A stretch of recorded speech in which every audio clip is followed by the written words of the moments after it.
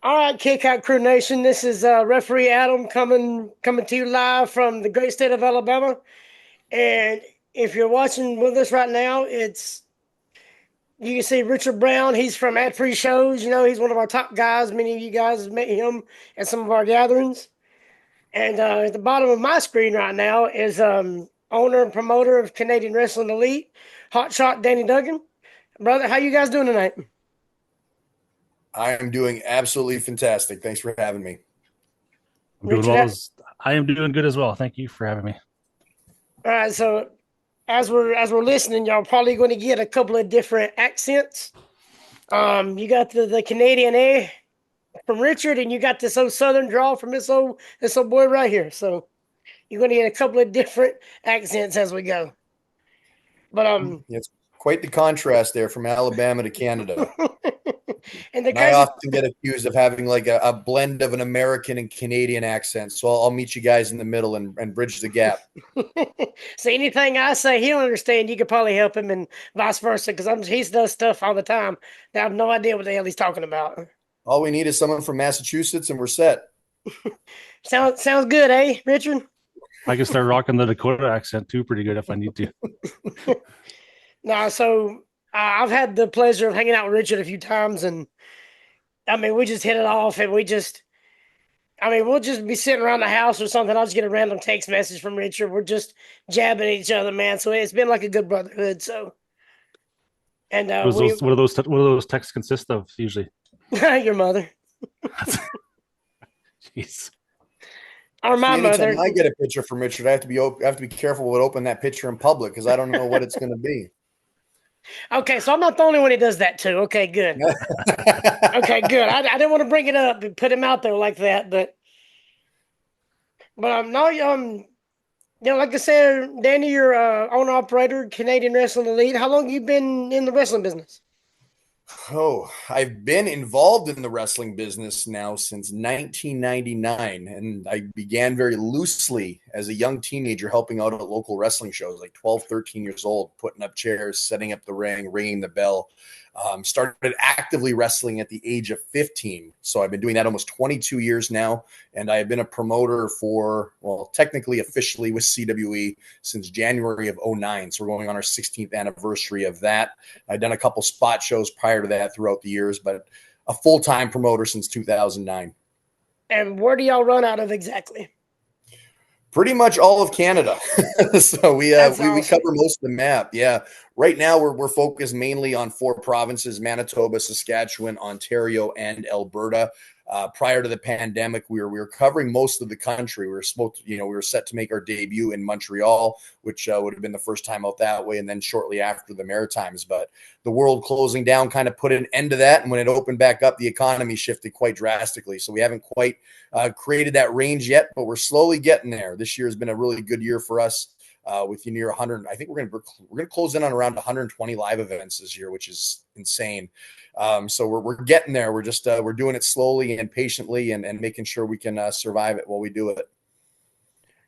Yeah, so you started about the same time I did. I started around 2001 ish. I was about 16, so I'm 40 right now. So like I said, we pretty much we started at the same time, and I wish I would have started the same way you did though, because my second week of training, I just got through in the ring because I was 140 pounds soaking wet, and I could take a nice punch and a kick and a slam because you could throw me with one hand. So I looked good on camera, but it hurt like hell once I got in there.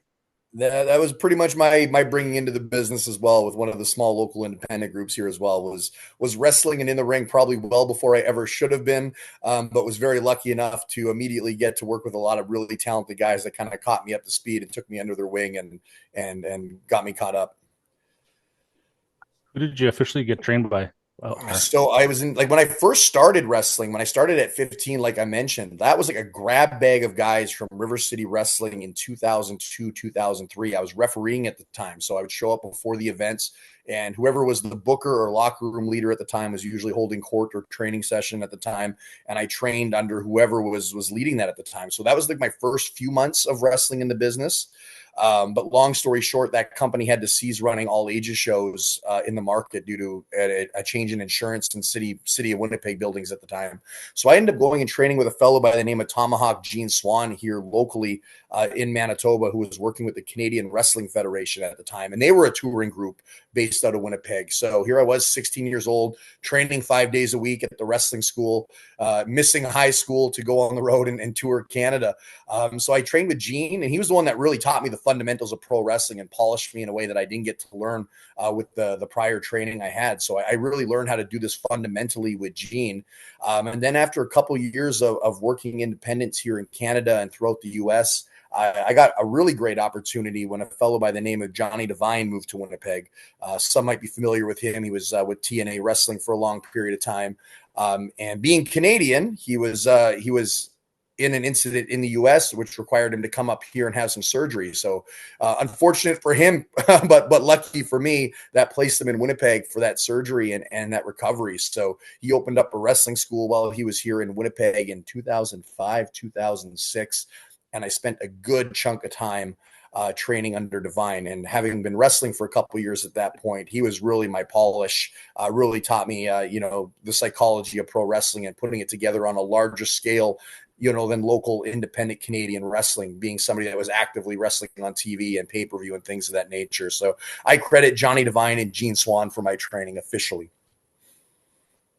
Yeah, I'm looking at some of the stuff online. It says Steel Domain Wrestling. Is that where you pretty much? Steel Domain Wrestling. They were the first company that really gave me the ball in the United States. I think I did my first event for them in like 2012. I was booked there on recommendation of Colt Cabana, who I'd worked with up here in Canada. Steel Domain is a real prominent group based out of Minnesota, or were. They're now folded.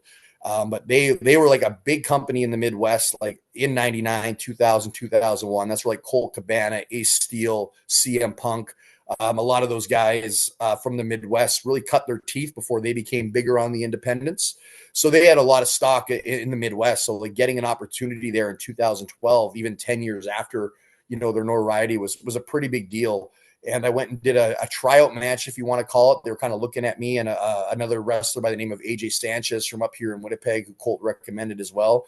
And we went in, we got the opportunity, and we hit a home run. And from there on forward, I was a regular with Steel Domain Wrestling. And they were the first company, like, even though I for almost 10 years, I've been working various independents in the U.S. I pretty much covered most of the U.S. just doing spot shows and traveling town to town and trying to get work where I could get it and just learn and grow and network.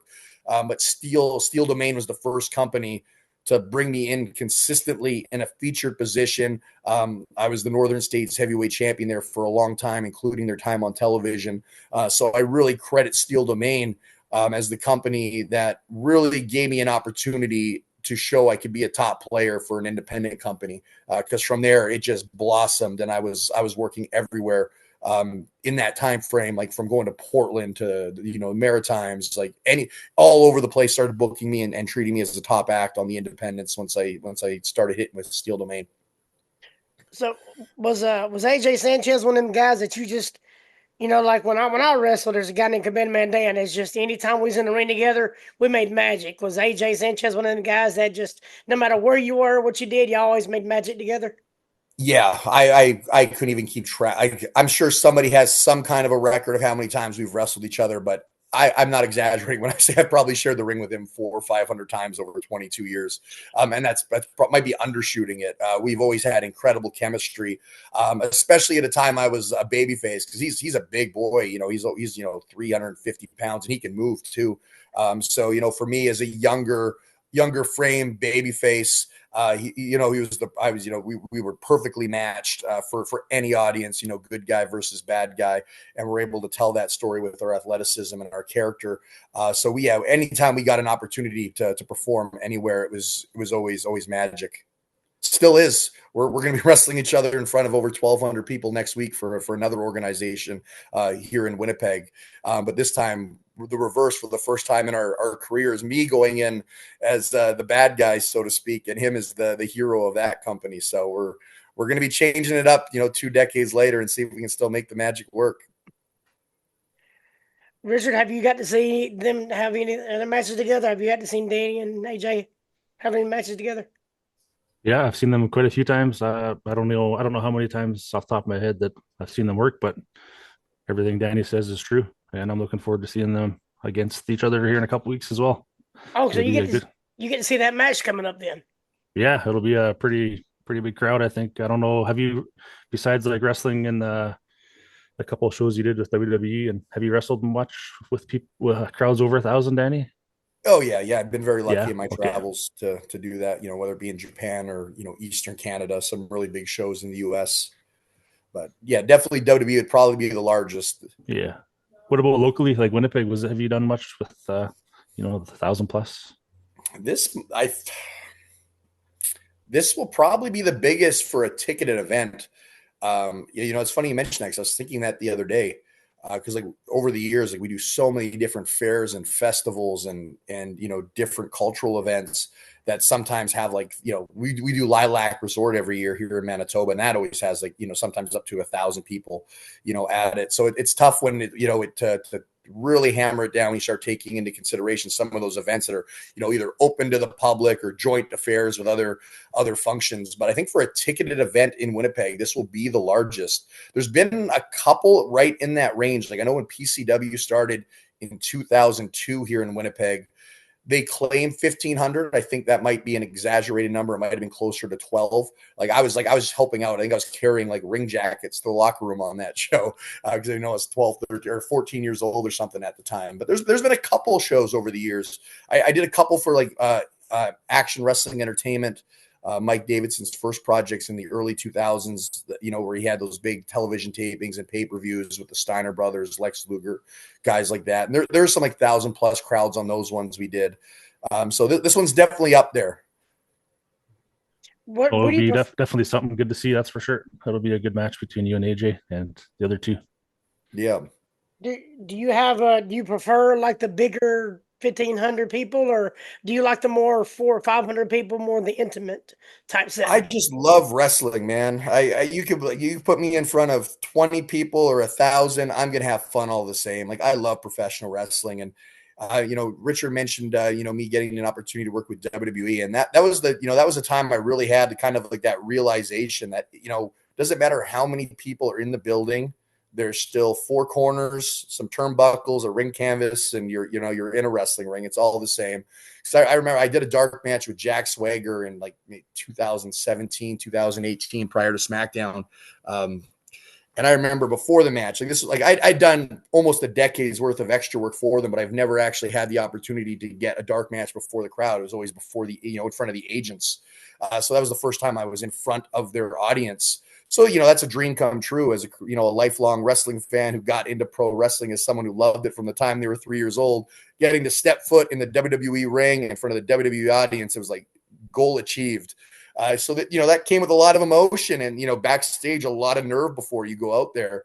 But once I actually got in the ring, it was really a sense of comfort because you just looked around and you go, oh, it's a wrestling show. I do 100 of these a year, 150 of these a year. It's no different. There's a lot more people, but so it's gonna be a lot more fun. But it's really no different. If you know how to wrestle, you know how to do it, you know how to have fun, and you know how to entertain. So I feel like the fans wouldn't be too bad. I feel like the agents, because they're going to be picking apart everything you do. Why you do this? Why'd you do that there? Won't you try this? The 5 or 6 agents would intimidate me more than the thousands of people out in the crowd. Oh, 100%. And that's one of the like the things you kind of like I've been asked, recently, oh, do you get nervous when you go out? And it's like after doing this long, there's some guys that will still to this day have been doing it 20, 30 years. Like you'll see them pacing backstage and the nerves are getting, the butterflies are getting, they're getting anxious. And I don't know if I'm just off or a little bit different or weird that way. It's like I get excited to go out. I'm like, all right, let's do this. Cause it's riding a bike to me. Like I've been doing this full time since I was a teenager. So it's just another day at the office. And I look forward to the excitement that is pro wrestling. But even with that being said, like there is something to be said for like, oh yeah, the people are watching. There's going to be feedback. But the crazy thing about pro wrestling is like you can take 10 agents, 10 veterans, 10 rookies. You can put them all in the same room and they can all watch the exact same match. And you can come back through the curtain and every single one of them is going to have a different perspective or opinion on it. So it's up to you at that point to take that feedback. take that advice and apply it to yourself accordingly if it does in fact apply to you. Because there's never going to be the perfect match or the perfect performance. You can completely nail it in your head and come back, and there'll be 5 people that say, "Yeah, that was shit," or you can think it was shit and come back through the curtain and goes, "That was great." So like ultimately, if the people are happy, that's what's important first and foremost, and then secondly, the person that's paying you. but you're never going to completely make everybody happy across the board. So I think like as a wrestler, you got to go into each and every match like being confident in your ability and go out there and do what you do and do it well. And if you're good at your job, it will shine through. But there's always going to be somebody that either has something negative to say or just helpful advice or just a different perspective, a different opinion. Like that's why there's no shame in like having being in the business 20 years and having somebody who's 2 years in the business or even 6 months in the business sit and watch your match. Go, hey man, do you see anything? Because everyone's got a set of eyes. They have a different perspective or insight on the business, and they may have caught something you didn't notice out there, or just coming from their mind, they saw it a different way that could be more effective from you. A lot of times guys will get set in their own ways where they go, it's my way or no way, or I know better. And so you never know until you try, especially if you do it often enough. It doesn't hurt to be like, yeah, I'll try that tomorrow and see how that sticks. And, in your head, you might go, I don't really care for that. And sometimes you'll go and do it and you're like, oh, wow, that was great. I'm going to do that every time out now. So you always got to keep your mind open in pro wrestling and just enjoy it for what it is. So I'm doing my reading and whatnot. Right here, it says you did some time still domain wrestling, but you also did some time in Ring of Honor. I mean, does anything in the Ring of Honor days stick out to you? Anything you're kind of proud of? Any big matches that that sticks out to you? Yeah, I think I probably did about 6, 7, 8 Ring of Honor matches over the years. I was very thankful to get those opportunities, and that was at a time I was really, really pushing hard to become a full-time wrestler and get a contract and quote unquote make it. So I took those opportunities very seriously and had a lot of pride in getting those. Every time out was a great experience. It's interesting, like they say timing is everything in wrestling, and you can sit back in hindsight and try to dissect how things could have went, or how they, or what could have happened, what should have happened. But like even dating back to like the first time I got an opportunity in Ring of Honor, it was through a friend of mine, Kenny Omega, who's from here in Winnipeg as well. He had just broken into the company and he put in a word and got me an opportunity there. And it went really well for what it was, to be. It was like a dark match, I think, the first time out there. And I remember even like hitting it off very well with Kerry Silken, who was the owner at the time, and him telling me like, pretty much, being straightforward. It's like, you're Canadian. It's going to be tough to, get opportunity here. But if you lived in Philadelphia, there might be more opportunity down the road for you, but as an 18, 19-year-old kid, you're like, well, I'm not really in a position to, on a whim, move my life to Philadelphia and hope it works out. If things were a little bit different, maybe, but it just wasn't in the cards at the time. So it was like one of those, what if situations. But even like going forward, like I got an opportunity, I want to say a year or two later, through Adam Pearce. I had worked with Adam Pearce when he was NWA World Champion here in Winnipeg, and had a heck of a match with Adam. And he was the booker of Ring of Honor at the time. So he was kind enough to extend an opportunity for me on a Ring of Honor event in Toronto. So here I'm going like, all right, it's my second chance. It's new booker, new management. Let's go and make something happen. And I think it was like a couple weeks out of the match in Toronto, we find out we were on tour. So I was on tour with Jimmy Jacobs and Roderick Strong of Ring of Honor here in Canada. And we're on tour. We were in Moose Jaw, Saskatchewan when the news broke. It's like Adam Pearce was let go as booker and Delirious was coming in. So I was like, oh, great timing. Here I am getting brought in by somebody for an opportunity, and he's out the door. But to Adam's credit, Adam, I love Adam Pearce. All my interactions and dealings with him over the years were always top notch, and which is probably why he's in the position he is in now. He's a real professional. And even with him, being let go from a top position in a top company with his future uncertain, he was kind enough to like make sure to reach out and say, hey man, like just a heads up, like I'm gone, but your opportunity will still be honored. And he had no need to look out for me at that point in my career. I'm just, a lowly Canadian indie guy, looking for a shot. He could have very well been done with it and been like, too bad. But he fell through on his word, got the opportunity in Toronto, had another good match and opportunity, but it was like literally right when Delirious took over as Booker. So, he was just transitioning in himself and bringing in his new people. So you can see the writing on the wall that we're going to have to work really hard to get another opportunity here because, he's going to have his guard come on in, so to speak. And that was the case. So I ended up doing that, and good experience. But I think I ended up going and attending like maybe a year or two later, maybe 2014.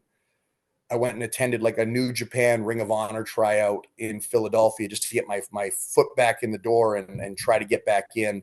And that went incredibly well. And that's where I really started to develop a rapport with Delirious at the time and have some kind of, regular contact with him. And that opened the door for multiple matches in Ring of Honor in the Midwest, like Wisconsin, Minnesota, over the next couple years, including a really good one with Mark Briscoe that I was really proud of. When I got the call saying like, hey, you're going to be working with Mark and it's going to be on the main show, I was like, oh, wow, that's huge. Like Mark Briscoe is top of the line in Ring of Honor. He's one of the pillars of that company. So to not only, get an opportunity with him, but, you want to talk about a great human being and a great professional. I'm working Mark Briscoe in Ring of Honor. I'm somebody the fans are not familiar with, outside of the local fans that go to Indies in Minnesota.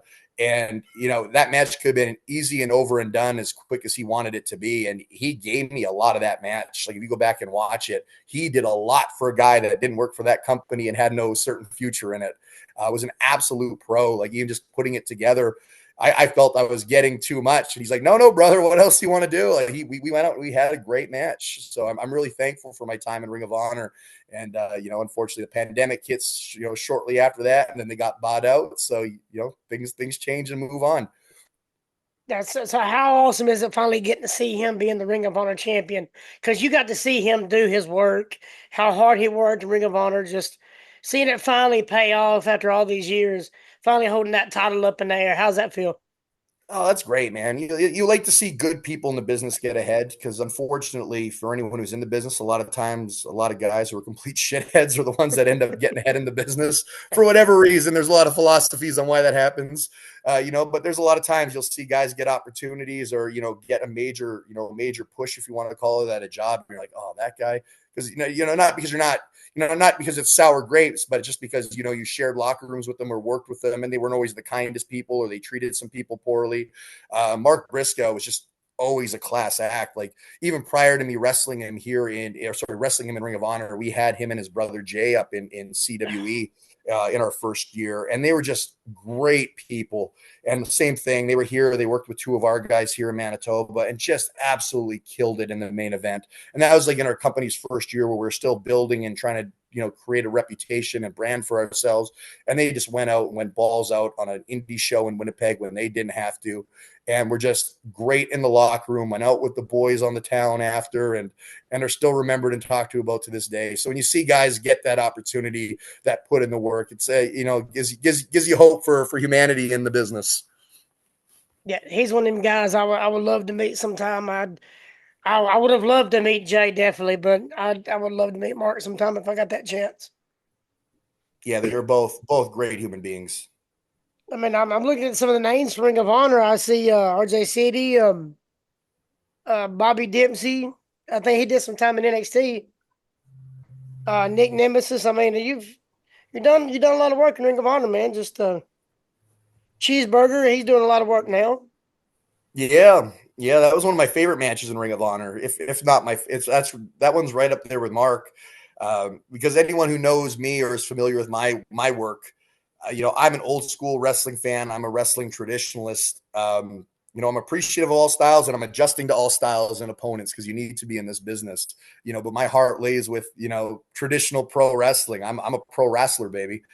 So when I got to work with Cheeseburger, we were the dark match at the Milwaukee, the Turner Ballroom, I think it is there. It's a beautiful building. It was a sold out show. And me and Cheeseburger were in the dark match.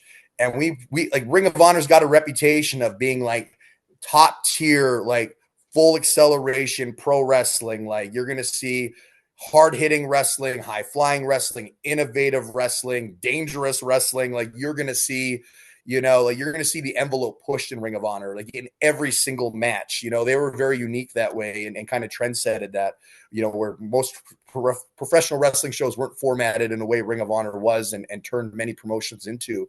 But I remember getting to work with Cheeseburger in the dark match. And I've never seen the match and I'd love to watch it back.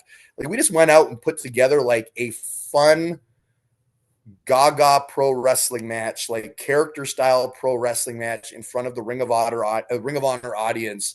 And the crowd was absolutely electric for it. And then when he finally beat me 1, 2, 3, the place exploded.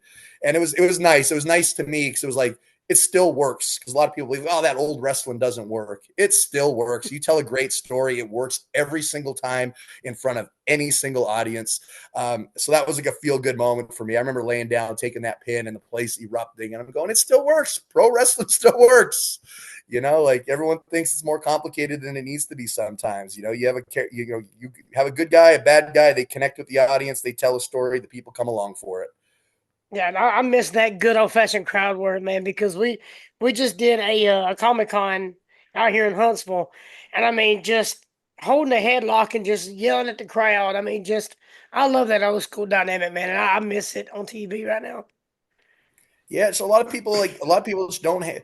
It's crazy to think like so we grew up watching wrestling, in its heyday and in its true art form of what it is and supposed to be. Like there's a lot of guys like it's 2000, it's almost 2025. Like there are kids wrestling now that were born in the mid 2000s that never seen any of that stuff. Like they were born well after it happened and this progressive style of pro wrestling kind of came into fruition. So there's a lot of there's a lot of people in the business that just aren't in tune or knowledgeable to a certain degree of what pro wrestling is in that art form.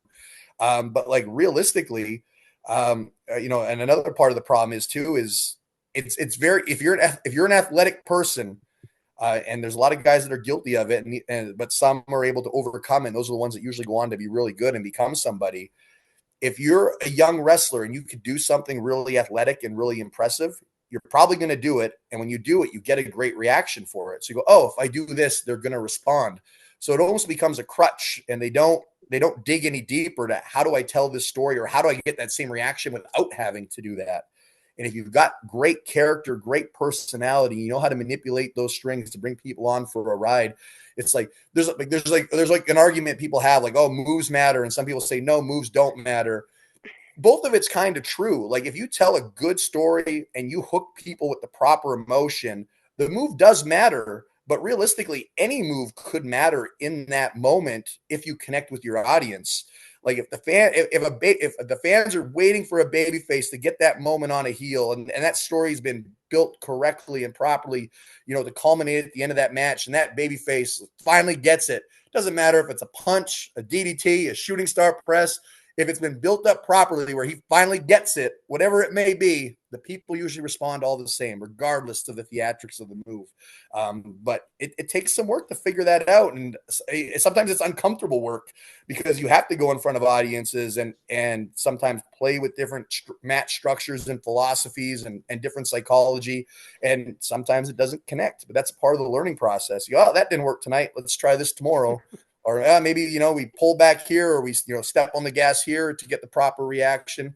So a lot of times I think like the culture now is you've got to go out and you have to have a great match every single time. And you still do. I'm not advocating for going and having shitty matches to learn how to be a pro wrestler. But there's some wiggle room in those matches to, try different things and different philosophies and find out what works and what doesn't. And a lot of guys don't do that now. They have their match that they do. These are the spots that I do. I'm going to go combine them with the spots that guy does, and that's our match. Like that's not pro wrestling. That's a routine, which is fine. That works sometimes in front of some audiences, but like the true art form of pro wrestling is being able to get in front of any audience with any opponent on any match of the card and be able to tell that story and get the desired reaction. I can say going to a whole bunch of CW shows across, lots of different, Saskatchewan, Manitoba with CW. You hardly ever see Danny Duggan jump up to the top rope and do a 450 splash onto somebody. He's doing the mat work, he's doing the ground and pound, but he's also like, you'll never hear anybody else on that card get louder reaction for fans as far as hating him. So what he's saying is very true. I mean, you got the baby faces. You always bring in big talent, big names. You get a Danny Duggan match versus somebody, that crowd is going to be right into it. Well, thank you, Richard. And that's something I pride myself on. And that's kind of what, goes back to what I'm talking about is like, it's funny to say I don't do 450. I've never done a 450 splash. So I'm not going to pretend that I ever did or even tried. But there was a time when I was younger, I went off the top rope.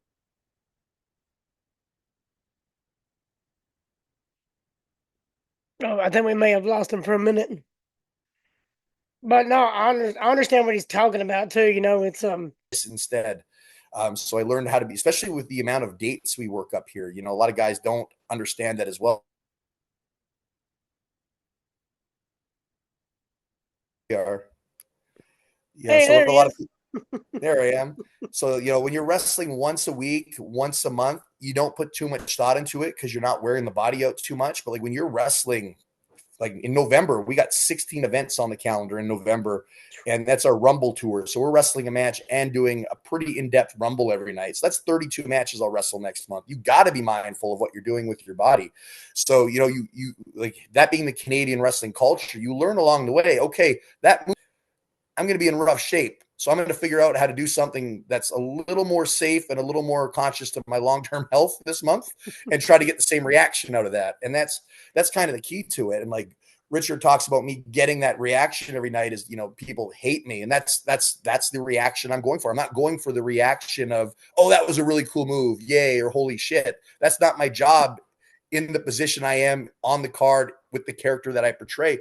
Like if I were in an alternate universe to go and be, a good guy tomorrow, you would see a completely different match show to me than the one you see with this character, because how I'm wrestling and portrayed in this persona doesn't wrestle the way I used to when I was, the traditional throwback classic 80s babyface. They're completely different. Like the characters are different, the personality is different, the psychology of what gets that character over is different. So therefore, the wrestling is different.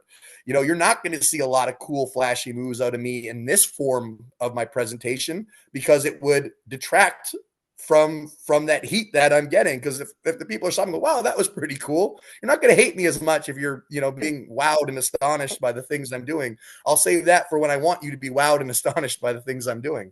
That sounds so good to hear. God, that sounds so good to hear. I thought it was gone. Thank God somebody's doing it the right way.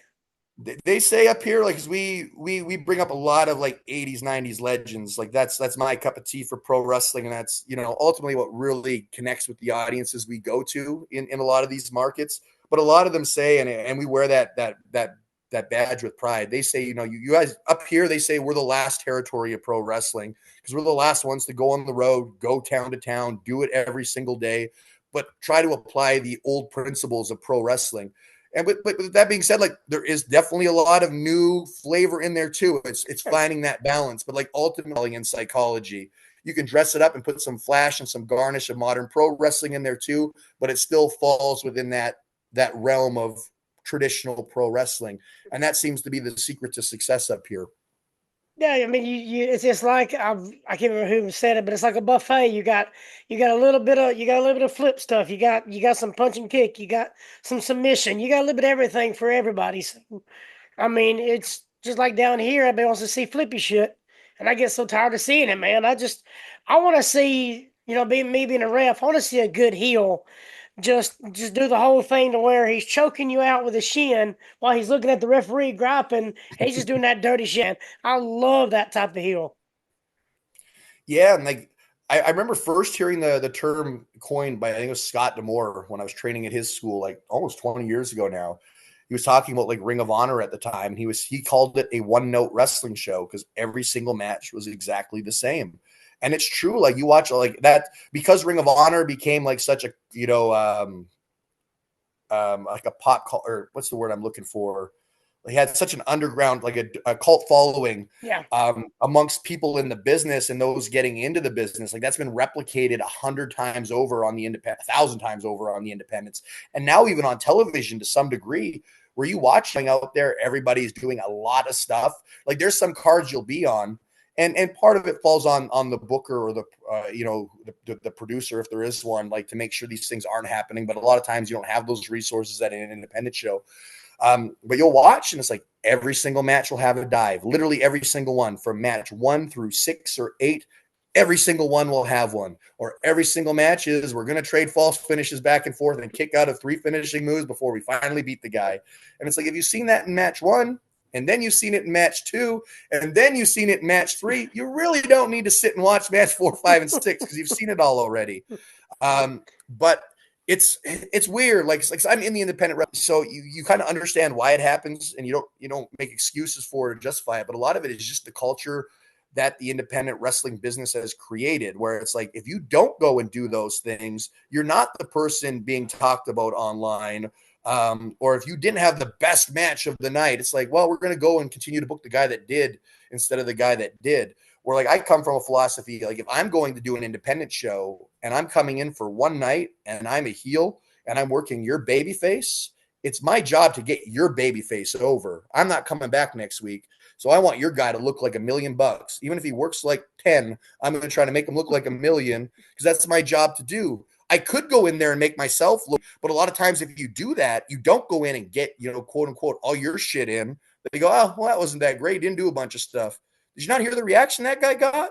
But like, so everybody is kind of like, it's this culture now that everybody has to go every single night, every single match, and have the best match ever. So people are talking about them and going, that was the match of the night. So they can build buzz about themselves as an individual and continue to get themselves booked. When a wrestling show, any wrestling event, it's a team effort from like match 1 to main event. We all have a spot. So if you're working with true professionals, you can say, hey, you're right after the intermission tonight. This is what I need. Cool. This is what I need to do so I don't detract from the main event. A good match to get the people reset and back in their seats and having a good time and yaying and booing. And then we'll send them home with the big main event, where it's like a lot of shows, if you don't have that direction, you're not working with professionals, it's the match coming out of intermission and they'll go and do absolutely everything. And then it's now time for the main event. You're like, well, I just saw it all. Like, what the fuck are these guys going to do now to top that? And like, some people will be like, oh, well, you should just be able to talk. No, you shouldn't have to go and do that. You could be in match 2 on the card and still have the best match of the night with the story you told. Having the best match doesn't necessarily mean hitting the most moves or the most impressive moves. Sometimes it's just eliciting the best crowd response. And you could do that with a story, not the physicality that comes with pro wrestling.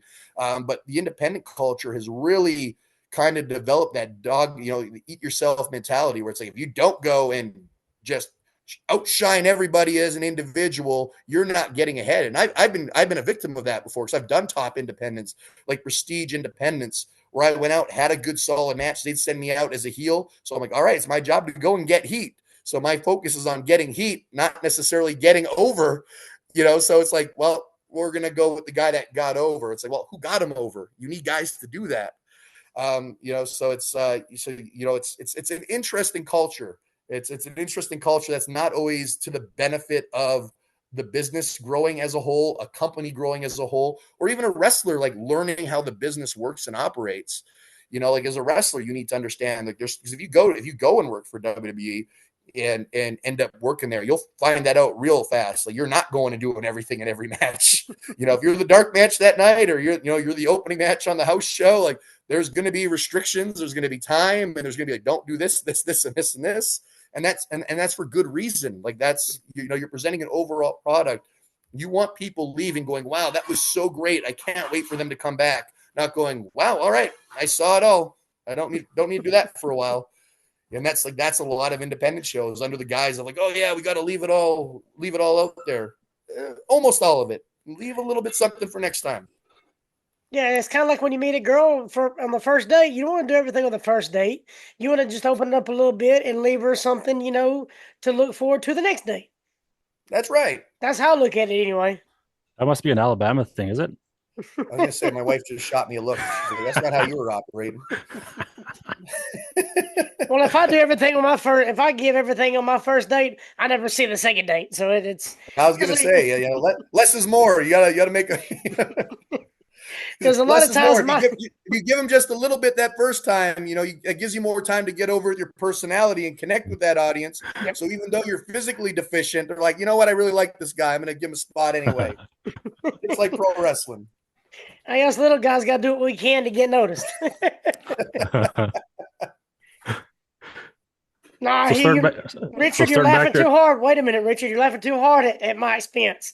I don't know if it I'm hurts my sorry. feelings or if it makes me warm and fuzzy because I get a reaction out of you. I don't actually know either. I'm confused right now. Go ahead, buddy. I'm sorry. I was just going to say that's you had mentioned about working with some independent companies down in the states. I always find it fascinating when I bring up CWE to other wrestling fans and people that friends of mine that I talk to all the time. I say like CWE based out of Winnipeg, which I've heard you say multiple times, Danny. It's true. We're situated basically in the middle of butt fuck nowhere, Canada, and we have to travel like 5 hours either way to get to the next kind of city, unless you got Brandon in between, but you're one of the only touring brands up here in Canada and probably in the States as well, doing as many shows as you are. Um, you started off in 2009. You had Mentalo versus Brian Danielson as your main event that night. You're Yes, sitting at sir. 2024. You got the 17. Is it 17 shows? 17 dates coming up here right away. You got 16 in November. 16 in November with Juventud Yeah. Guerrero. What 2009 to 2024? What would you say is your, what are some major changes that you've seen as far as your business model goes, and just overall? There's been countless changes. That's the crazy thing about growing in the business and learning the business and the realities of the business. Like there's a lot of things you want to do.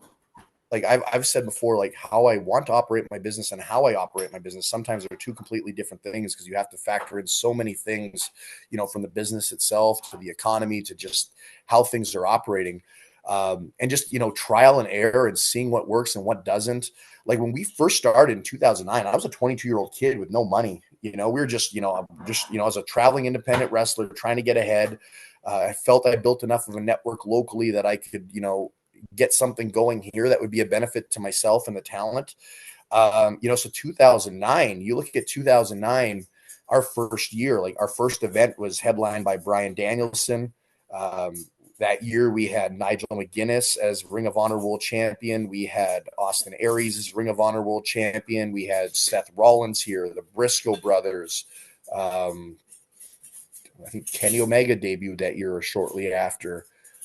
Claudio Castagnoli. Like we had like the who's who of independent wrestling at a time where independent wrestling really hadn't really peaked or like really snuck into like mainstream wrestling culture yet. So like you really had to be kind of in the know of who these guys were to kind of come in. But we were operating on like a pretty minimal budget at the time. So like that was our compromise. It was like, we're going to bring in the best of independent wrestling because that's what's in our budget to do. We don't have the money to be bringing in the big time WWE stars to do this.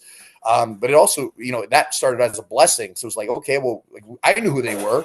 But it also was providing an opportunity for our talent to work with these guys, test their abilities against these guys, and then hopefully network and get out, which a lot of guys did get the opportunity to do. But a lot of it was like a necessity. We're like, this is going to be the focus. We're going to focus on great pro wrestling. And just because nobody was doing anything like that, like those Ring of Honor style of matches, you weren't seeing anywhere here in Winnipeg. So that was kind of unique and different. But then you just fast forward 1 year to 2010, we start touring Canada that year. So now we're doing like, instead of being a monthly Winnipeg wrestling event, we're running 20 different markets across the country. And when you go to small town Canada, and you could probably, you're probably the one rare exception of somebody who would know who these guys are. But when you're going to Thompson, Manitoba or Weyburn, Saskatchewan, there's not a single soul there in 2010 who knows anything about Ring of Honor. So it isn't cost effective to be flying those guys up and bringing them in to be your headline talent. At that point, we got to draw casual pro wrestling fans. So we had to do a hard shift from our 2009 vision to 2010, where we're bringing in the Road Dogg Jesse James, Billy Gunn. Who else did we have? Bushwhacker Luke that year. So Val Venus, like bringing in Demolition, like bringing in WWE legends and Attitude Era stars, Gangrel, guys like that were recognizable to the casual person. So when we went into small town Manitoba or small town Saskatchewan, we could go to business owners and say, hey, we're bringing this to town. Can you help make this happen? So we had to do a hard shift just to like grow the business, because like those were the names that were going to catch the newspaper's attention. Those were the names that were going to catch the television station's attention to bring this little local wrestling company into a public light and draw awareness to it. So like just from year 1 to 2, we had to do that. And then along the way, like we had to shift like that so many different times. Like you look pre-pandemic, we were doing 30+ day tours. And our shows had, like, the last tour we did, ironically enough, was with Juventud, who's coming back or has been back this year. We had talent on some of those shows that happened in Saskatchewan and Manitoba. We had Juventud Guerrera or Psychosis as our headliners. So you had your mainstream wrestling headliner. But then we had Karrion Kross from Impact, Michael Elgin from Impact. We had the Kingdom from Ring of Honor. We had a couple guys from Japan, a couple guys from the United Kingdom. Like these shows were stacked top to bottom. Like they were a major U.S. indie card that would be, seen and sold and probably in front of 1,000+ people, happening in front of 150 in a Legion in Saskatchewan. Like it was insane the amount of talent that was coming in. And a big part of why we were able to do that is because we were running 30+ dates across the entire country. So a lot of talent were very flexible and very reasonable in making working arrangements happen because of the bulk amount of dates. So it was a beautiful relationship and economical situation for us as a company to be able to really have the best of all worlds doing that. But then the world shuts down. We come out of COVID. Gas rates are at a historical high up here. Hotels have skyrocketed almost, 60, 70% to what we were paying. And just overall operating costs are like at an all-time high that we've never experienced. So we're not in a position coming out of the pandemic to be like, you know what, let's just roll the dice on 30+ towns across the country and hope it works out. Because if it doesn't, I probably don't have a house to live in. Where back then it was like, it was still a gamble. It was definitely a gamble, but it was literally half the gamble as it is now. So coming out of the pandemic, we went from these shows that sometimes on tour had 20 wrestlers on them on a tour show, which is a lot, but the operating expense to get them town to town and accommodate them was reasonable. So we were able to take that chance, and more times than not, it worked out. So we were able to keep growing it. Now we can never do that. Like a lot of our tour shows, we have like a hard 10 wrestlers on the road, and then we'll sprinkle in a couple local guys if it's in the area and it's not extra accommodation, extra travel, things of that nature. But like we've had to stick tight to that because now our operating cost is almost double what it used to be. If you have a bad night, one bad night could really affect your ability to operate the next month or two ahead, in the world of independent wrestling. So it's like you got to be really financially cautious to proceed accordingly with what the markets are dictating to do. So like just that alone, we've had to shift. Like we're now, back in 2019, when we're talking about those big tours, like there was guys contacting us from literally all around the world that said, if I get to Canada, could I come do one of these tours? And I'm like, of course. It's international flavor or a different American flavor from a different region of the U.S. And it was a great opportunity for the fans to see new wrestlers. It was a great opportunity for our wrestlers to work and network with other wrestlers. And now we can't accommodate that the same way. And that pains me so much because like as a wrestler who just loves the culture of independent wrestling, I would love to be able to do that right now and do that again. But it's not financially viable or smart to do. So it's like we cross our fingers, we hope for a government change, and we hope for some change to our economy that will then hopefully one day bring those operating costs down so we could go back to offering some of the things we did before. So those are some of the changes. It's just like it's being in line with like what the markets are you want to go to, like the realities of running independent wrestling. Because sometimes it's a lot of work for very little reward, like even when it's good, sometimes it's not that great, so it's finding that balance of how to operate at a way you're presenting a top tier product that people are proud to go and see and you're proud to produce, but also keep living to fight another day. All right. So is there like a promotional thing like like back in the day, you just go paper the town. You put flyers on poles, go to stores, put it on windows. Do you rely on that a whole lot, or do you feel like social media kind of took that over, or what do you lean on mostly for your promotions for shows coming up in different cities? All of the above, and that's just it. You literally have to do all of it. And I find a lot of like when I was still traveling pretty actively as an independent wrestler, I found like a lot of promoters were lying, like they're putting all their eggs in one basket, and like that always just blew my mind because you just can't. You just like I would be so anxious trying that. It's like now you know, probably to a detriment sometimes, but like I'm like old school minded in the sense like you got to go to town and you got to poster that town and flyer that town, and you have to have like a physical presence in it. But at the same time, like I've done towns, like 'cause I'll go and personally still do some of the towns myself. I can go and make sure there is a poster up in literally every single business window and community board in that town, not missed one. So there could be 100+ posters in that town, and I'll hear after the event, like, oh, I didn't know you guys were coming. I didn't know nothing about it. You're like, how? So it's like you can't just depend on that because so many people are just zoned out in the world today, walking around with their heads down on their cell phones, that maybe they're not looking at community boards because a lot of people don't need to anymore. Like, even though that's more, that's still very much the culture in some small town communities. In some of the bigger cities, it's not. People aren't going to the community board to see what's coming to the neighborhood anymore. So you still want to do that. Like the very first independent show I ever went to is because I saw it on a community club billboard, so like I believe there's value to it because I wouldn't have got involved if I didn't see it myself. But with that being said, almost all of us are guilty of having this thing under, in our hand most of the day. So you got to get people on there too. So like, why not? But truthfully, like for us to operate the touring model, and Richard's a great example of this because he's one of the best guys we have doing it for his town, is like the most success we have is when we have a great local ground promoter that goes out in the town and creates awareness with the business community and the local community.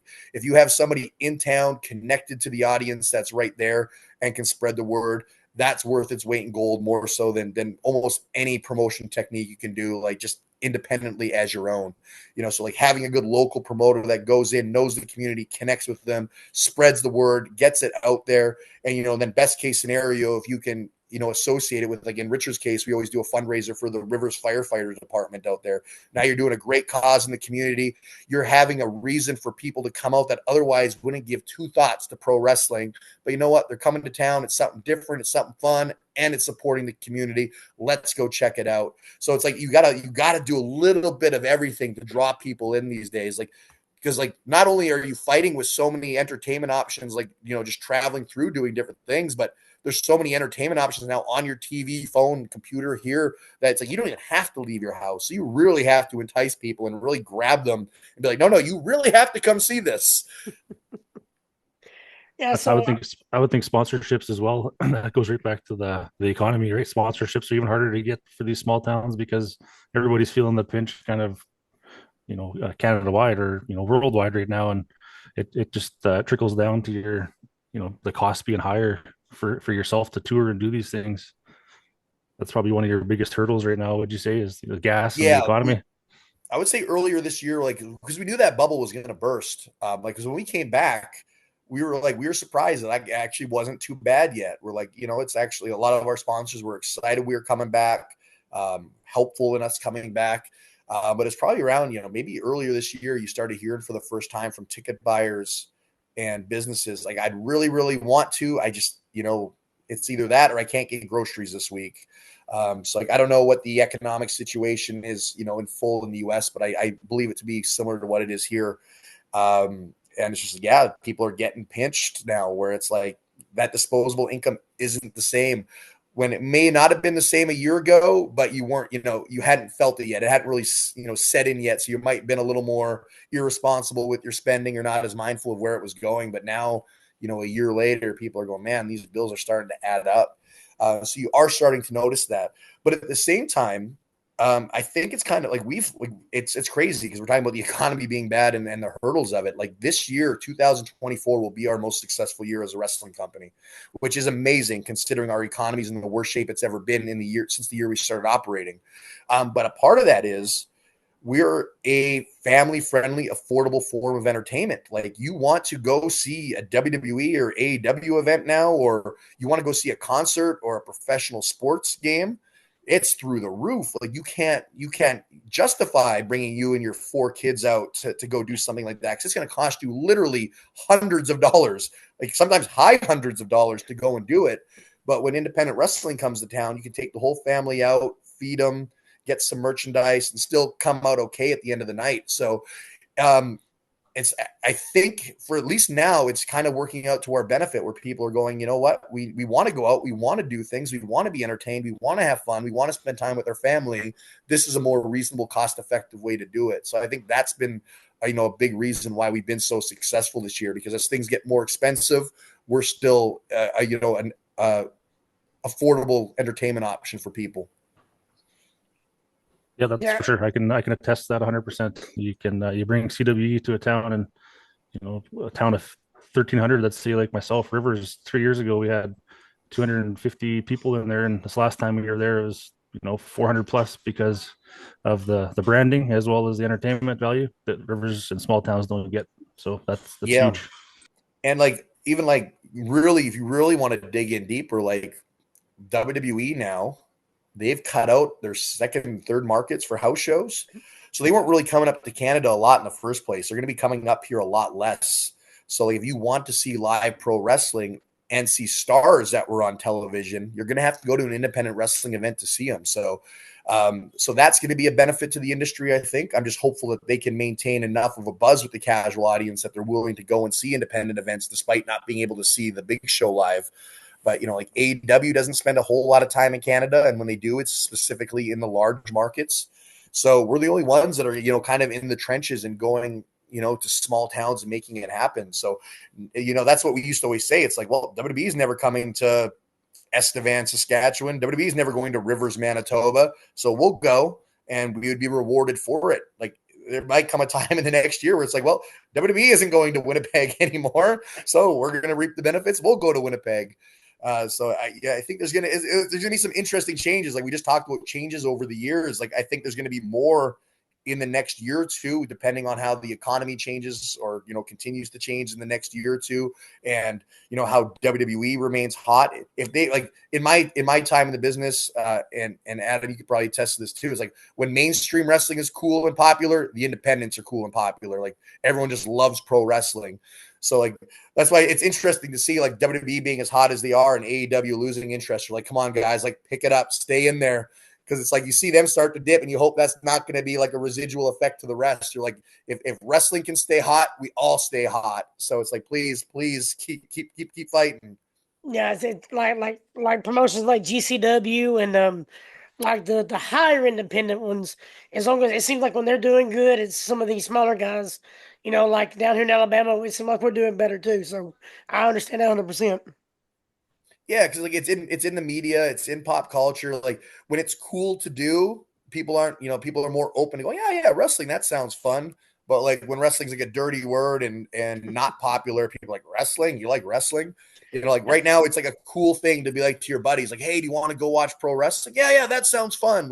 You don't have to hide in fear of being a wrestling fan right now, because everybody is. It's on TV. It's it's in pop culture. It's people are excited about pro wrestling again. So it's you. And I remember that, man. Because when we broke in the business, I was still a young teenager, mid-teenager. So it was right at the end of the Attitude Era, where the wrestling business was still hot. And it's there was I would go and watch or go and assist or ref on some real shit indie shows in our area. Just really looking back, just some awful ones. At the time you don't realize how bad they are being young, but now being more tuned into it, looking back, some of them are really bad. And they would have 300, 400, 500 people just because wrestling was cool. You put up a wrestling ring and promoted wrestling, people showed up to watch wrestling. It didn't matter how bad it was. And then as soon as the business kind of died off, shortly after the Attitude Era, you saw it locally too. I joked for a long time. I was I picked a bad time to start pro wrestling, because literally right after I started wrestling and getting on the road, wrestling wasn't cool anymore. So you're seeing all these houses start to bottom out everywhere. And it was a long grind to really kind of, keep going and moving forward and build the business back up. I always giggle and laugh at the wrestling being the bad word or a tainted word or a dirty word, whatever you want to call it. Because I was just, with Hannah and Taylor, my two daughters, we go to lots of wrestling shows. And when we first started going to them, I always said, you'll mention wrestling to somebody. Yeah, I'm going to a wrestling show this weekend. And they'll kind of look at you like you're weird. And you like that crap? Really? Yeah, just isn't that stuff, whatever. Yeah. So then it's, and then a few minutes later, my barber, he says, "Oh, you like wrestling?" I said, "Yeah." "Oh yeah, I used to watch it back in the day." "Oh yeah, good." And then like 5 minutes of awkward silence would go by, and he would say, "Is Roman Reigns still the champion right now?" "Yeah, he is. You still watch it, don't you?" "Yeah, I do." "Yeah, you're just embarrassed to say it. That's all." And that's like the crazy thing about pro wrestling. That was something I learned like really early on, like being on the ground promoting in 2009, 2010, like when I was like actually going into communities, going door to door, talking to businesses, going and putting up posters, like for the first time, like doing that in bulk. It's like you find out, like if you actually sit and talk to somebody for more than a minute, almost everybody is or was a wrestling fan or knows somebody who is. Like you don't just like bring up pro wrestling to somebody and there's like no connection or relation down the line for them. You could walk into a hardware store in small town Saskatchewan and be like, "Yeah, we got a wrestling show coming." It's like, "Oh yeah, my nephews love pro wrestling," or "Oh, my brother always watched it on TV and beat me up." Like everybody has a wrestling story or a wrestling memory. For us here in Manitoba, I remember it was like ad nauseum, like going into these towns, like everybody had an AWA memory, from that previous generation. And now you're starting to see it where it's like, "Oh yeah, I grew up watching The Rock and Stone Colds," because you're seeing the new generation of business owners. So it's like at some point in time, everybody had a brush with pro wrestling and has a memory for it for the most part. And everybody had that crazy uncle or somebody that you go to their house and they'd be yelling at the TV. Or I had a couple of uncles that they loved it, so I had no Yeah, choice but to love it. everybody had somebody in their life like us who was obsessed with pro wrestling and wouldn't shut up about it. I got a good story here from one of the old guys from Rivers when I first started promoting that first show that we did here in town, and he was in his late 80s.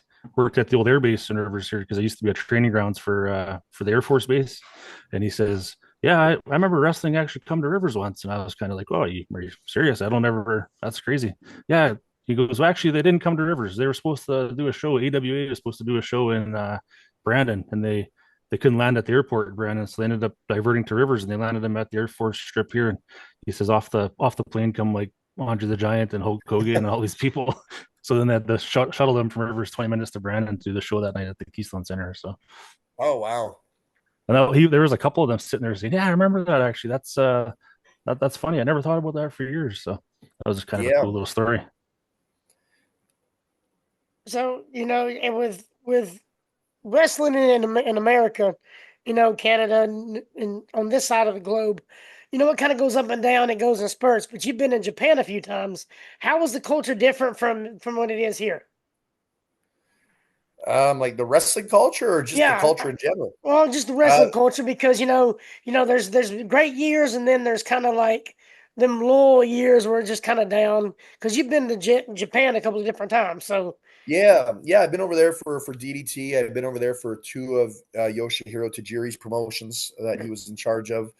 So they're all those companies are smaller independents, but doing really well when I was there. It's just different, It's like it's no different.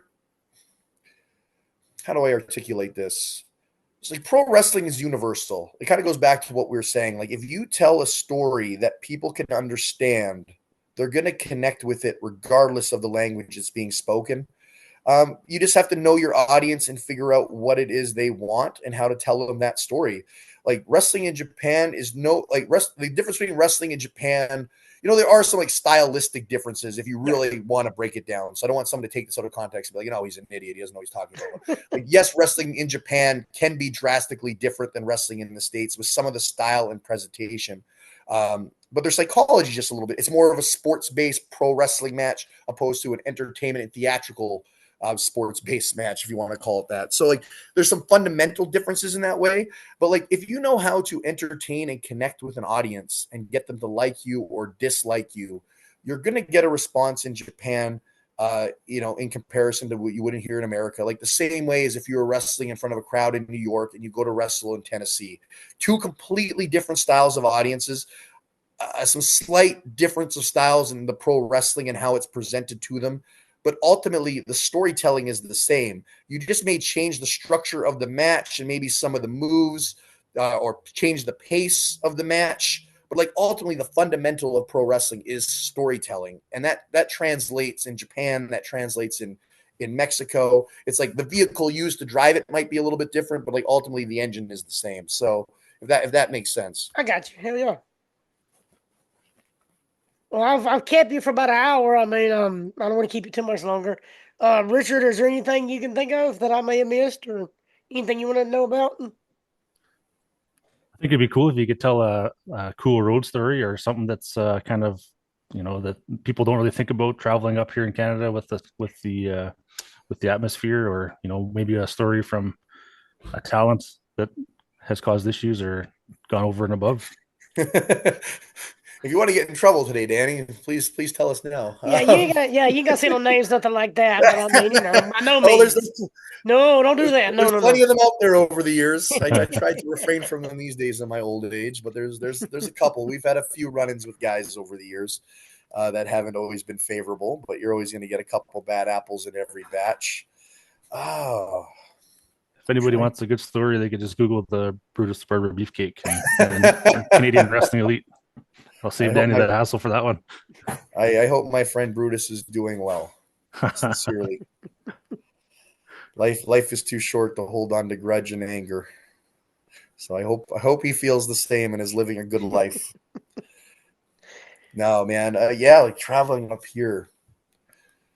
Let's see. I can imagine it's severely different hitting them snowy roads and all the cold weather, because we see cold weather maybe 1 month out of the year down here, and our cold compared to y'all's cold is two different sides of the spectrum. So I can imagine how it is December, January traveling.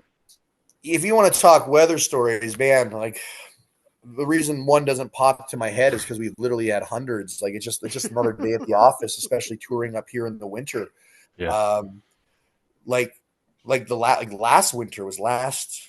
Yeah, it's almost been 2 years now. Like we had an event scheduled in Thunder Bay, Ontario, which is one of our premier markets. It was the start of like a 6 or 7 day loop for us, whatever it was, and it was headlined by Eric Rowan of the Wyatt family.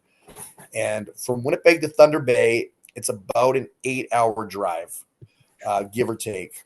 So then that's normal for these parts to get from one major market to the next. But usually we have a couple small ones in between. At that time, we didn't have any. So like I left the night before to get there because I'm driving with my family and I got a baby in the car. So like I don't want to be rushed on the winter roads. Like we're gonna take our time. Completely different if I was driving by myself. I'd be flying down the highway and hoping for the best. But it's like we got to be cautious. So me and my family get there the night before. The guys in the truck were gonna leave them. They left the morning of, right? Yeah, it was the morning of. So the night before I went out, like the storm was pretty bad. Like it was pretty bad. But we got through it and it ended up passing through the night. But I gave the guys a heads up, like, hey, the roads are pretty bad. So like leave a little bit earlier, take your time, don't rush. And so they were on the road early, they were doing their thing, and just bad luck, like just what can happen traveling on these roads. They were like barely out of the city of Winnipeg, like 20 minutes out of the city of Winnipeg. Ring truck and trailer hits some black ice and they hit the ditch and they roll. One of our brothers was like emergency, like ambulance, like brought in because he was like almost out cold in the thing upside down. They smashed the windshield in to get him. So here we are, like our ring truck is like in the ditch. Our team is like beat up and battered, and our trailer's wrecked. Our ring truck is wrecked, and we have a show in 8 hours. So like we're like, what in the heck are we gonna do? And this is like the start of an entire tour. Like, this isn't just one show we can reschedule and be like, hey, let's go. Like Rowan has flown in. He's in Canada. People, like hundreds of people have bought tickets for that night. Like, and the rest of the week. Like if we had to cancel, it's going to be just an absolute PR and logistical nightmare that we might not be able to come back from, because like sometimes those things are tough. Like those could be a nail in the coffin. So my incredible crew, they get brother to the hospital. He wanted to keep on going, but his wife's like, no, you're staying in the hospital. The rest of these guys, like literally roll over accident, 6 a.m, 7 a.m. on the highway. We call up my buddy AJ. He has a wrestling ring. We say, hey man, our ring is broken. Our truck is broken. Like, can you help us out? So and another one of my wrestlers here in Winnipeg owns a courier company. So he has moving trucks. So I call and wake him up. Here we are. It's the dead of winter. It's got to be -30 or whatever it is in Winnipeg. Jesus. And these guys go. They follow the truck to the compound where it gets towed in the broken truck and trailer. We then get another truck, so we get another truck, and then the boys go and meet them down at the other place. They load up a second ring into this new pickup truck we now got, and now they're starting the 8-hour drive to Thunder Bay, and they're gonna make it, but it's probably gonna be like an hour before bell time, so people will be getting into the building. We're gonna have to set up the ring like as people are coming in, but like it looks like we're gonna be able to do this. Like this team was incredible, these guys. Like the fact that they even were willing to do this, offered to do this, and then did do it. So like they get the second ring loaded up, get in the truck after being in a rollover accident, and they start driving, and they're going to make it. And we're in constant communication, making sure they're safe. What's the time look like? Like, what are we going to do? I'm calling other venues and like figuring out like along the way, like if we have to cancel, if we have to push back, like what do we do? Like it's like a chaotic day. And then sure enough, like they're on pace to make it. And like 3 hours out of the town, there's like a giant accident involving 2 semi trucks, and it's 1-lane highway. So when there's an accident on that highway, everything is shut down. So these guys like we ended up having to postpone the show to like the following day and back up every show on the tour. But these boys, they literally, so they got up at like whatever 5 a.m. They get stuck in the highway accident. After their own accident, they had to sit on the side of the road in their truck in a line of traffic for like 7 hours, sleeping in the truck because you couldn't turn around on the highway. And then like finally there was some wiggle room to do it. We realized the show was canceled, so we ended up just getting them a hotel room in the closest town. And then they ended up like pulling in the next day. We lost half our crew because they were supposed to be out there for the day and couldn't make the next. So like the next day, these boys roll in. They hadn't slept in 24 hours. They'd been in a rollover accident. They've been sleeping in a car.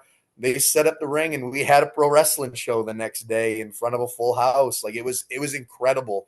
And like there's a lot of stories like that, like not as extreme, but like a lot of cases like that, like accident on the road, truck not making it, or the ring showing up an hour after bell time, just because of the travel and the roads. Like you can't, there's nothing you can do. You're at the mercy of Mother Nature, no matter how much time you plan in advance or pre-plan or have backup plans. Like it's a gamble every time. And like a part of you after a while, like especially after 16 winters of doing this, go like, well, maybe we don't run in the winter time. But unfortunately, like in Canada, that's 8 months of the year. And like the coldest months of winter up here are oddly the most successful for us. Like our busiest months are like November through February, March. Like that's when attendance is the best up here because it's so cold and it's so dark and it's so miserable. People want nothing more than to get out of their house and go do something that isn't cold, dark, and miserable. So it's like that's like the best time of year. So it's like, well, we don't run in the winter. We don't have a business because we're going to be running in the 3 months of summer when the last place people want to be is a pro wrestling show. So it's a testament. It's like Canadian wrestlers are tough. Like you have to have a real tough mental toughness to survive up here. I can imagine. Just you got your ticket ready to go to a wrestling show. Like, all right, guys, y'all ready? We pull up. We go into the building. There's no ring. Wait a minute. I thought this was wrestling. Oh no, they're loading it in now because of weather. I can't imagine. So here's a story. You got time for one more? Oh, go ahead, man. I'm as much time as you got, man. 3 months ago, Savio Vega's in town for us. He actually did a stop on Richard's tour. I feel bad because I know it's going to hurt his feelings to tell this story. Oh, please tell it. Please tell it. We have a show in Morden, Manitoba.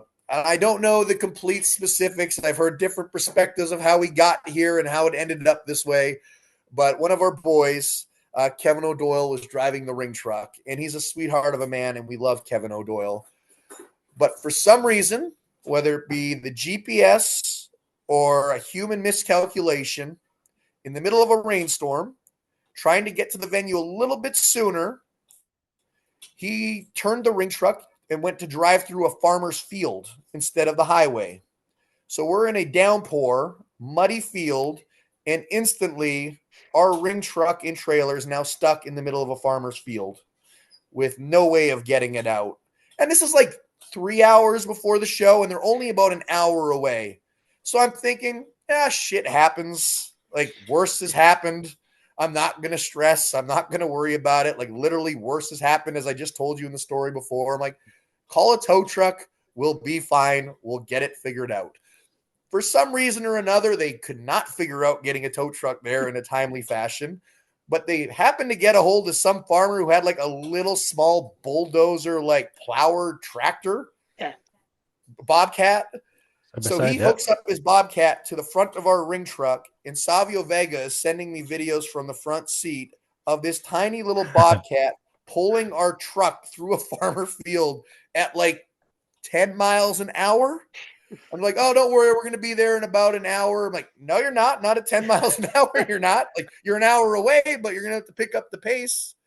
So, like, now we're going, okay, the show's not going to start on time. Like, they're not going to get here for like 3 hours.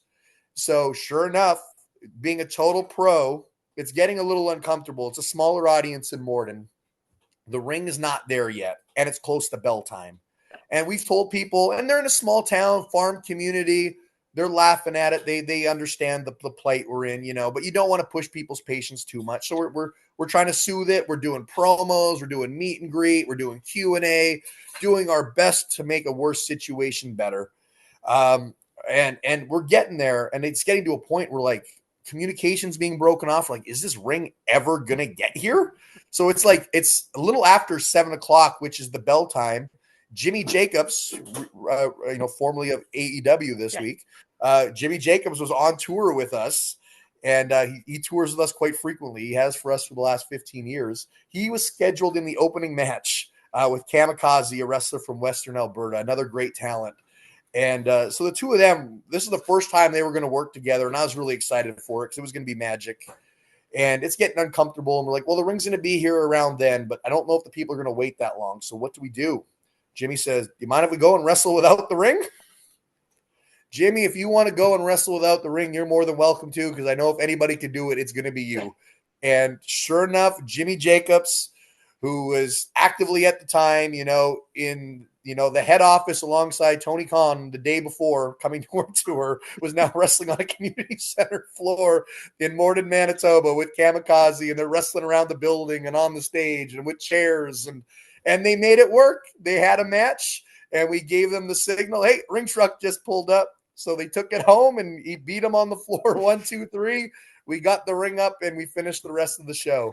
So it's like shit like that happens all the time. You're not proud of it. You're not happy about it, but it does. And it's just the reality of traveling Canadian roads and the weather and just the people you have working with you sometimes. Yeah, those are the best guys to have in your locker room, man. That can just change on the fly and just, hey, we can do this, and just go out and just do it, man. That's awesome. Yeah, and that's what you want. Like, that's essentially what we've built up here is like, you go back to Jimmy, like he said years ago when doing these things, because sometimes it can be rough. Like, you're packed sometimes 5 to a car, 4 to a hotel room sometimes, like depending on the market and the circumstance there. Like, it's rough sometimes. Not always that way, but there's some days it can be, or there's some tours it can be just based on circumstance. So it's like, for a lot of us who've been doing it all the time, it's like you either love this or you come to do one of these and you absolutely hate it and you never do it again. Like, it really weeds people out quick, and it really weeds out like the modern expectation and culture of pro wrestling. It's like, if you're an old school wrestling soul at heart, you will love these things. It's like, it's 4 good brothers getting in the car, rooming together, hitting the gym, hitting the town, and it's so much fun. And it's like, if you're one of those that like assimilate to that culture of what we do on the road, it's the best. Like, and that's why I still do it. Like, throughout all the hardships, money lost at times, or the battles and struggles like we just mentioned, it's like you keep pushing for it. It's like, it's the best job in the world. It really is. Like, that's what I say. I'm like, I've been a pro wrestler since I was a teenager. It's the only real job I've had. I've done multiple side jobs. Like, this is the only like real job I've done consistently my whole life. And like, I'm so grateful and blessed for it. It's the best job in the world. They say, like, if you do something you love, you never work a day in your life. And it's true. And the pro wrestling business it's the greatest job in the world. It comes with some stress, and you want to strangle it sometimes, but it's the best. It's the best. All right. So, anything else you can think of, Richard? Anything else you want to, anything in particular? I think that's all I got here as far as just questions goes. But I mean, Danny, you got the Loot Academy coming up here as well for yourself with Jacques Rougeau coming up in Montreal. Promote what you got coming up, brother. Definitely. Yeah. So Jacques Rougeau, for the Mountie, of course, He's been running an annual event or a series of events every year. He calls it Wrestling Academy or Lutte Academy, if you are French. And essentially, what he has done the first couple years is he took a lot of like young wrestling prospects, and it's a tournament that's held over multiple events, and it's kind of like American Idol meets pro wrestling. So like these matches happen, and then there's like three judges, including like Raymond Rougeau, his brother, and things of that nature. And like so, you do your pro wrestling match, and then it's judged by three judges, and then there's a vote, and they choose someone to go on to the next round. And so he's been doing this a couple years. This is the third year, but the difference between the last two and this one, CWE is like booked Jacques, and we've brought him across Canada over the last year. So he, in the last year, has had his eyes open to a lot of talent, not just one submitting videos to him, for a cold review on, through the internet. He is seeing a lot of talent across Central and Western Canada. So this year, this Wrestling Academy, they just did their first round show last week. We got another one coming up here on the 26th, which is my first appearance. It is stacked with like the who's who of professional wrestling. I kind of like joked to a few of the boys about it because like this is a tournament like by design, kind of for like young up and coming wrestlers, like looking for a break, because like the winner goes on to get like an opportunity in like a Mexican dojo and a Japanese dojo. There's $10,000 cash on the line, which I think is the big motivator for most of us old guys. But like there's a lot of opportunity that comes with it. Like years prior, it was like an AEW dark match and things of that nature.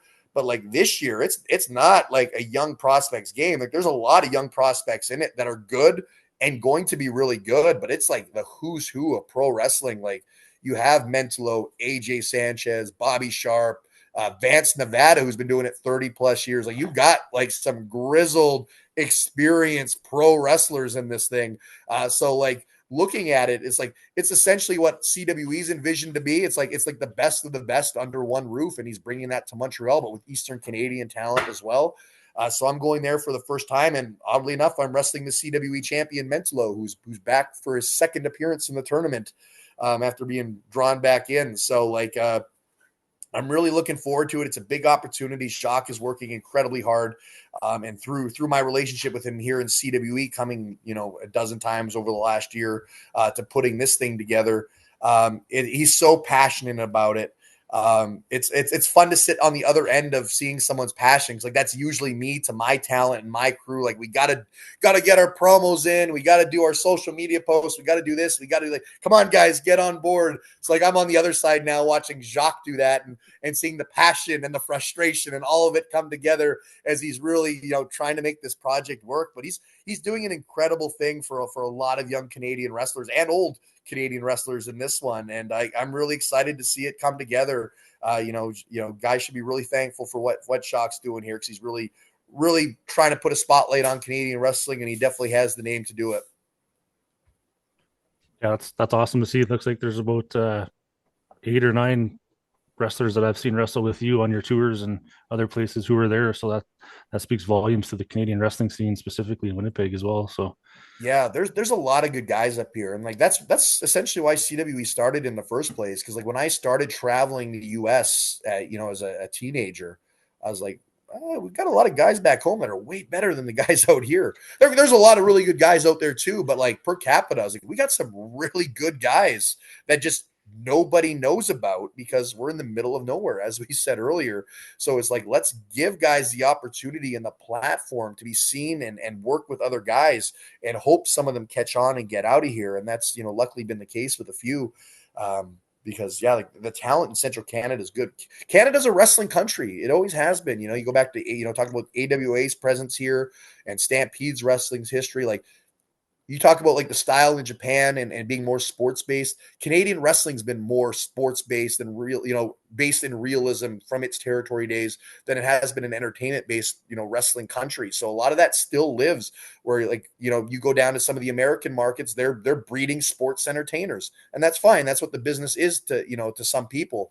But in Canada, it's pro wrestling. Like it's, you take pro wrestling seriously, you treat it as such. So there's a certain respect that comes with it and the business, and people are expected to uphold it. Is anything else you got coming up you'd like to promote, brother? We've got, like I mentioned, 16 dates across Canada, headlined by the Juice Juventud Guerrera, returning to CWE on our big Rumble to Remember tour, including a stop in Winnipeg on November 16th, which is the 50-man Rumble to Remember, the largest match in all of professional wrestling, right center in the middle of Canada. If you want to follow us more, we are on Instagram, Facebook, X, TikTok, and YouTube at CWE Canada. For those in America that have Amazon or Tubi, we've got a great documentary out there called Canadian Wrestling's Elite, featuring Jake the Snake Roberts when he was on tour here with us. It was shot, 6-7 years ago now, but it'll kind of bring full circle some of the stuff we've been talking about, being on tour in Canada in the winter and what that day-to-day life looks like. So if you kind of want to put a visual to what we're speaking about today, go check out that documentary. It's a great representation of Canadian wrestling and the culture up here. Awesome. Anything you want to promote, Richard? Oh, that's good. I was happy that Danny could do this because I speak about it so often with you, and now you get to see the face of who I'm speaking Yeah, about. we talked a lot about the Canadian wrestling, and he's brought your name up a lot. And I was like, man, I'd like to just chat with the guy and, meet him, formally meet you. And dude, you got me hook line, dude. I'm definitely going to check out everything. Good. I'm glad it worked out. When you told me it might have to be Tuesday, Wednesday, I was sweating a little bit. I was like, I don't know if I'm gonna be able to make that work. I hope we can do this. No, my So stepdad, my stepdad does this extra work, and it's hard to turn down money, but at the same time, man, when you got a good interview lined up, you don't want to miss it. So I told him maybe tomorrow, so I had to get this done, man. And thank you for joining me. oh, thank you. And Richard does have something big to promote. We just don't have a date locked yet. CW is going to be returning to Rivers in 2025, right, Richard? Absolutely, they're going to be, and they're going to be bringing their steel cage that they just got. That's awesome, man. That's the plan. All right, I just found out just like you did. All right, guys. Well, thank you both so much for joining me, Kick Out Crew Nation. Thank you for sticking with us this time. This almost hour and a half. So, man, it went amazing. I didn't realize we was on that long, man. But thank you guys so much. Really, it really means a lot. Thank you. If you ever want to talk pro wrestling again, hit me up. Hell yeah, man. Thank you guys. Y'all have a good one. You too. Thanks a lot.